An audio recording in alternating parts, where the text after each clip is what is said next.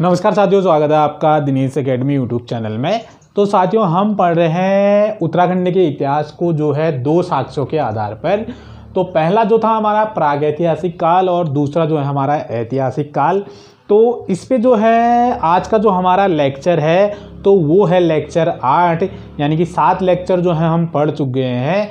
तो आज के लेक्चर में हम पढ़ने वाले हैं जो कि हम पढ़ रहे हैं प्रागैतिहासिक कालीन के आधार पर उत्तराखंड को जानने की स्रोत। तो प्रागैतिहासिक कालीन के अंतर्गत जो है इसको जो है हमने बांटा था। तो इस पे जो था हमारा अभिलेख, तो अभिलेख से संबंधित यानी कि इस पे अभिलेख, तो अभिलेख को हमने बांटा था 4 भागों में। तो 4 भाग, वो सबसे पहला जो भाग था इस पे हमारा वो था जो है शिलालेख, दूसरा जो था हमारा स्तंभलेख, तीसरा है गुहालेख और चौथा जो है हमारा अन्य स्रोत। तो जो है हम जो है शिलालेख, स्तंभलेख और जो है गुहालेखों को जो है हम पढ़ चुके हैं। तो जो है आज का जो हमारा जो लेक्चर है तो वो है हमारा अन्य स्रोत के अंतर्गत, अन्य स्रोत यानी कि अन्य स्रोत। और इस पे जो है हमने इससे पहले की वीडियो में पढ़ा था, तो वो पढ़ा था हमने मलारी गांव से संबंधित, मलारी गांव। तो इससे संबंधित फैक्टों को जो हम पढ़ चुके हैं, जो कि अन्य स्रोत या फिर इसको अन्य तथ्य भी जो है बोलेंगे। तो अब देख लेते हैं इस पे जो है अगला जो है कौन सा जो है स्थान है, तो कहाँ से जो है हमें जो है अन्य स्रोत से जो है प्रागैतिहासिक कालीन के आधार पर उत्तराखंड के इतिहास को जानने के बारे में जो है हमें जानकारी प्राप्त होती है। तो इस पे जो है अब हम पढ़ने वाले हैं। तो इस पे जो होगा हमारा, यानी कि मलारी पढ़ चुके हैं, मलारी गांव से संबंधित। तो दूसरा जो है हमारा इस पे होगा फलसीमा। और उसके बाद जो है तीसरा जो होगा इस पे, तो वो होगा हमारा रामगंगा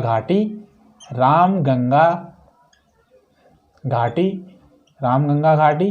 तो उसके बाद इस पे जो है चौथा जो फैक्ट होगा, यानी कि अन्य स्रोत के अंतर्गत, तो वो होगा हमारा बनकोट।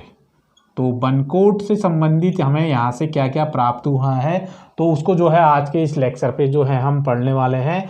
तो उसके बाद पांचवा जो होगा हमारा, तो पांचवा जो भाग होगा इसके अंतर्गत, अन्य स्रोत के अंतर्गत, वो है हमारा बहादराबाद। तो ये चीज़ें जो है इसके अंतर्गत रहने वाले हैं प्रागैतिहासिक कालीन के आधार पर अभिलेख, और अभिलेख के अंतर्गत चौथा जो भाग है हमारा अन्य स्रोत। तो देख लेते हैं इससे संबंधित फैक्ट कौन कौन से हैं, यानी कि फलसीमा से जो है हमें किस चीज़ की जानकारी प्राप्त होती है अन्य स्रोत के अंतर्गत, ऐसे ही रामगंगा घाटी, बनकोट और बहादराबाद। और मलारी गांव से संबंधित पॉइंट को जो है हम इससे पहले की वीडियो में जो है हम पढ़ चुके हैं।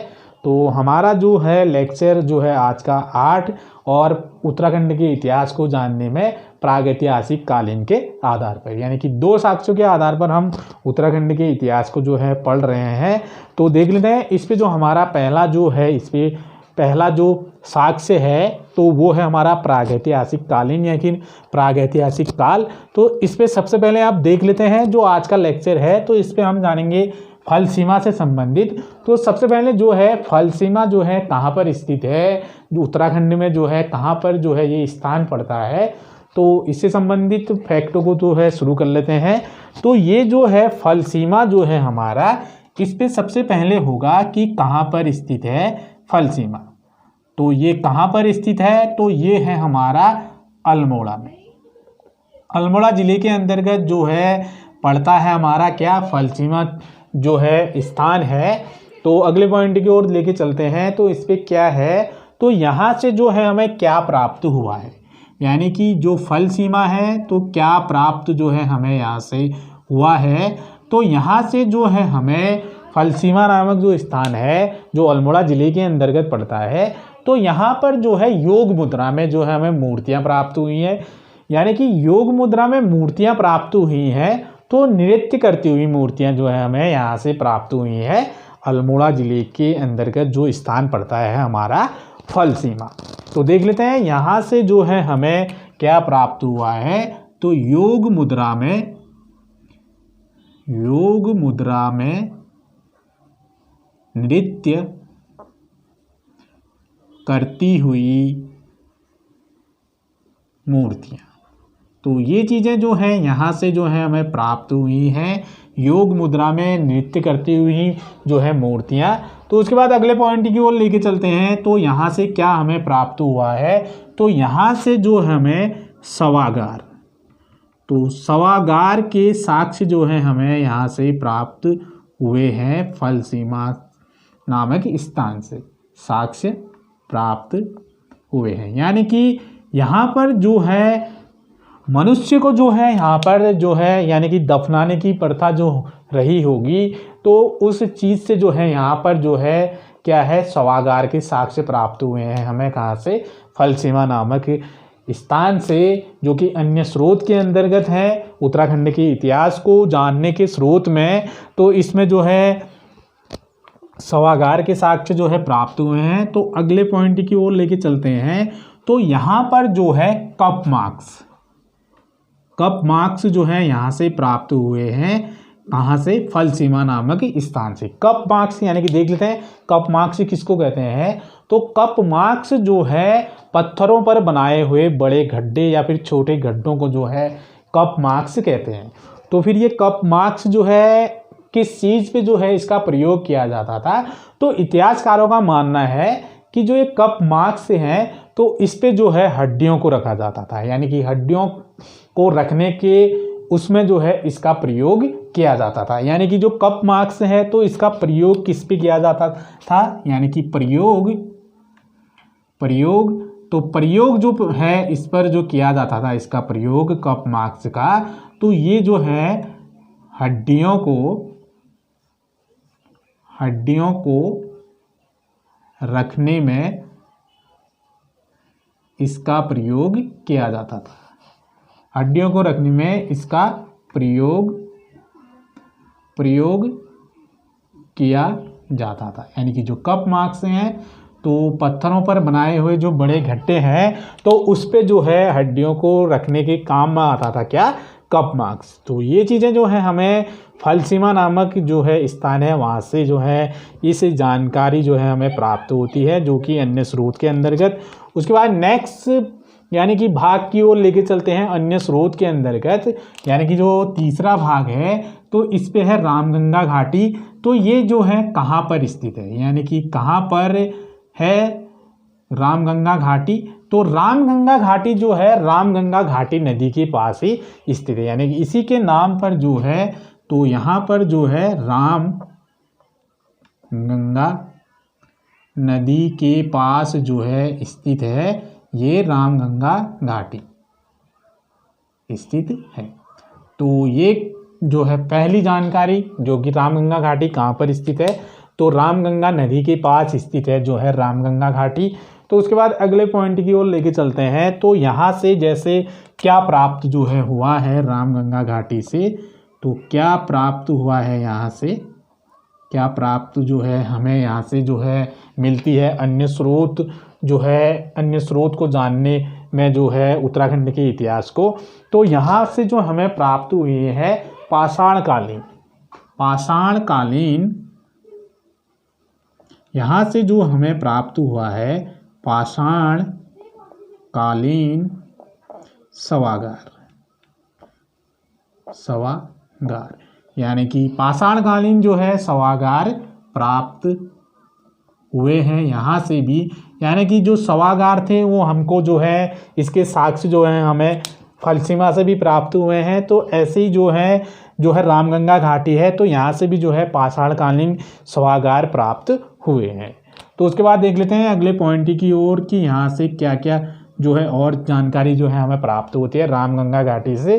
तो यहाँ पर जो है कप मार्क्स, तो यहाँ पर भी जो है कप मार्क्स जो है प्राप्त हुए हैं, यानी कि फलसीमा नामक क्षेत्र से भी जो है हमें कप मार्क्स जो है इसके बारे में जानकारी जो है हमें प्राप्त होती है। तो ऐसे ही जो है रामगंगा घाटी है यहाँ से भी जो है कप मार्क्स के बारे में जो है हमें जानकारी मिलती है। यानी कि कप मार्क्स, तो इसका प्रयोग जो है इतिहासकारों का मानना है किस में किया जाता था, तो हड्डियों को रखने के लिए जो है इसका प्रयोग किया जाता था कप मार्क्स का, जो कि पत्थरों पर बनाए हुए बड़े गड्ढे।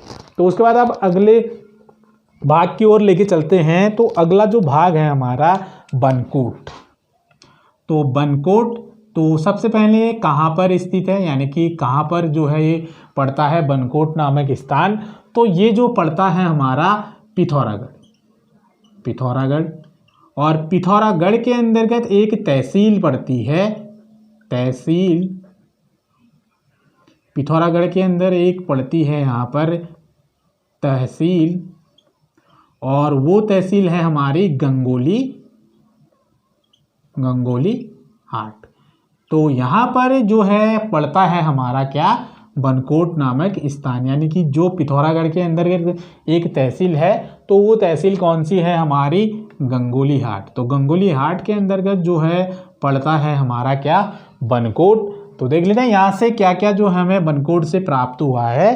तो बनकोट नामक जो क्षेत्र है यहाँ पर, तो यहाँ पर जो है हमें 8 ताम्र आकृतियाँ प्राप्त हुई है, यानी कि 8 ताम्र आकृतियाँ जो है हमें बनकोट नामक क्षेत्र से प्राप्त हुई हैं। तो देख लेते हैं यहाँ से तो क्या प्राप्त हुआ है। तो क्या प्राप्त जो है यहाँ से हुआ है, क्या प्राप्त जो है हमें यहाँ से हुआ है बनकोट नामक क्षेत्र से, जो कि तहसील गंगोली हाट के अंतर्गत। तो 8 ताम्र आकृतियाँ, 8 ताम्र आकृतियाँ जो है यहाँ से प्राप्त हुई हैं बनकोट नामक स्थान से। तो ऐसे ही जो है एक जिला जो है नैनीताल, तो नैनीताल से भी जो है हमें ताम्र आकृतियाँ प्राप्त हुई हैं। तो वो ताम्र आकृतियाँ कितनी जो है हमें प्राप्त हुई हैं नैनीताल से, तो नैनीताल से जो है हमें 5 ताम्र आकृतियाँ प्राप्त हुई हैं। तो यहाँ पर जो है मैं लिख रहा हूँ, तो यहाँ पर जो है 5 ताम्र आकृतियाँ, 5 ताम्र आकृतियाँ। तो ये चीज़ जो है हमें प्राप्त हुई है नैनीताल से। तो नैनीताल जिले से जो है हमें 5 ताम्र आकृतियाँ और 8 ताम्र आकृतियाँ हमें कहाँ से प्राप्त हुई हैं, बनकोट नामक स्थान से। तो अब अगले भाग की ओर लेके चलते हैं अन्य स्रोत के अंतर्गत की बहादुराबाद। तो देख लेते हैं बहादुराबाद से संबंधित कहाँ पर जो है ये पड़ता है बहादुराबाद। तो बहादुराबाद जो पड़ता है हमारा हरिद्वार। तो हरिद्वार जिले के अंतर्गत जो है स्थान पड़ता है हमारा एक बहादुराबाद। तो ये पड़ता है हरिद्वार के अंतर्गत। तो अब देख लेते हैं यहाँ से जो है हमें क्या प्राप्त हुआ है। तो क्या प्राप्त जो है हमें यहाँ से हुआ है, तो बहादुराबाद से जो है हमें जो है यहाँ से जो है हमें सबसे पहले जो है नरकंकाल, नरकंकाल, नरकंकाल जो है हमें यहाँ से प्राप्त हुए हैं। तो उसके बाद अगले पॉइंट की ओर लेके चलते हैं बहादुराबाद से संबंधित। तो यहाँ से जो है हमें प्राप्त हुआ है मिट्टी के बर्तन, मिट्टी के बर्तन, मिट्टी के बर्तन यानी कि जिसको बोलते हैं मृद भांड। मिट्टी के बर्तनों को जो है मृद भांड बोला जाता है। तो इस चीज़ की जानकारी जो है हमें प्राप्त होती है मिट्टी के बर्तनों की, जो कि एक स्थान पड़ता है हमारा कहाँ, बहादुराबाद, जो है हरिद्वार के अंतर्गत। तो ये था लेक्चर आज का हमारा 8। इस पे हमने पढ़ा प्रागैतिहासिक कालीन के आधार पर जो हमारे लेक्चर चल रहे थे। तो लेक्चर 8, तो ये जो है प्रागैतिहासिक काल जो है हमारा, इस पे जो है लेक्चर जो है हमारे जो है आज का जो लास्ट लेक्चर था, तो वो था हमारा अन्य स्रोत, यानी कि प्रागैतिहासिक कालीन के आधार पर 4 भागों पे जो है इसको बांटा था। तो ये चीज़ें जो है हम पढ़ चुके हैं। तो अब अगला जो रहेगा हमारा उत्तराखंड के इतिहास को जानने के स्रोत में जो दूसरा जो साक्ष्य है, पहला साक्ष्य कंप्लीट जो है हो गया है, तो दूसरा जो साक्ष्य है हमारा ऐतिहासिक काल। तो ऐतिहासिक काल के अंतर्गत जो है राजवंशों का जो है अध्ययन जो है हम करेंगे। लेकिन राजवंशों का अध्ययन करने से पहले हम पढ़ेंगे कुछ प्राचीन जातियाँ, यानी कि इससे पहले जो है कोई जाति रही होगी, तो उससे संबंधित जो है हम कुछ जो है लेक्चर जो है जिस पे हम पढ़ेंगे कोल जाति, दूसरा जो होगा किरात जाति, तीसरा खस जाति। तो इन चीज़ों को जो है हम देखने वाले हैं ऐतिहासिक काल के अंतर्गत। तो ये जो है वीडियो आपको कैसी लगी है, तो इस पर अपना लाइक और कमेंट अवश्य करें। साथ ही जो है मुझे जो है फेसबुक, इंस्टाग्राम, टेलीग्राम, ट्विटर पे भी फॉलो कर सकते हैं। तो उसकी लिंक जो है आपको वीडियो के डिस्क्रिप्शन बॉक्स में लिंक पे जाके जो है क्लिक करके वहाँ से आप मुझे फॉलो कर सकते हैं। तो इससे पहले की वीडियो अगर आपने नहीं देखी है तो उसकी भी लिंक जो है आपको वीडियो के डिस्क्रिप्शन बॉक्स में जाके लिंक पे क्लिक करके जो है आप इससे पहले की वीडियो देख सकते हैं। साथ ही जो है आपको वीडियो कैसी लगी है तो इस पर अपना लाइक और कमेंट अवश्य करें। साथ ही जो है वीडियो को जो है अधिक से अधिक शेयर भी करते रहिए साथियों। तो फिर मिलेंगे आपसे नेक्स्ट वीडियो में। तो तब तक के लिए साथियों नमस्कार, जय हिंद।